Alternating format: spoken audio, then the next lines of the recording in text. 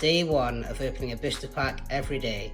I'm starting with Evolving Skies, which is one of the fastest appreciating sets of the modern era. Booster boxes for this set now go for about £600 when it only came out about 3 years ago. So pretty insane appreciation on the set. Plenty of big hitters in here.